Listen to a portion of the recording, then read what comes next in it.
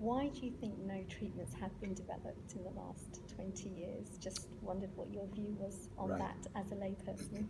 It's a key question, and as a clinician, I worry about that every day. And the answer is treatments have been developed, but none of them have passed muster. None of them have really gone all the way to federal approval by European or American governments or elsewhere. And the reason is that some of the agents didn't work well in animals, so there was no reason to take them on into people. And I think they shouldn't have done those trials. Okay.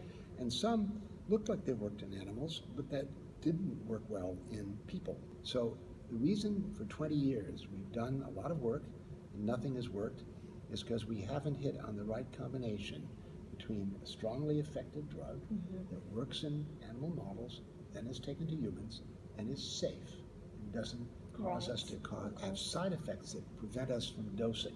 I simply think that we under-investigated that area.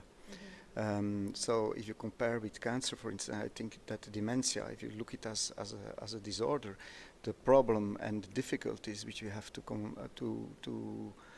pass are, in my opinion, even larger than cancer. I mean, the brain is the most difficult organ.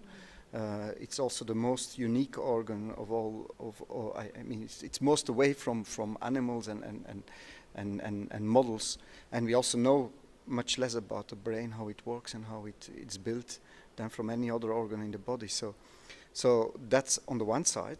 So it's very difficult, and on the other side, if you look to the investments over the last 20 years, it's a fraction of what has been invested in cancer research.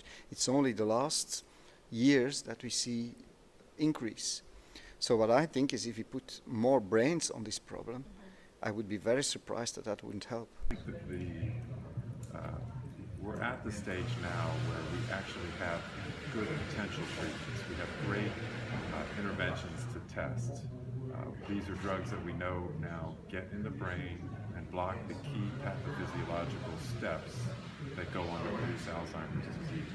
Years ago, investigators tried things that they were hoping would get in the brain and do something, but we didn't have the tools to know for sure that they got in the brain and turned off A beta production.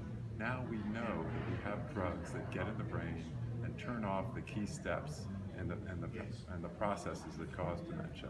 So our trials are much better designed and they have much better agents. So we're much more hopeful now that the current generation of trials will yield something beneficial.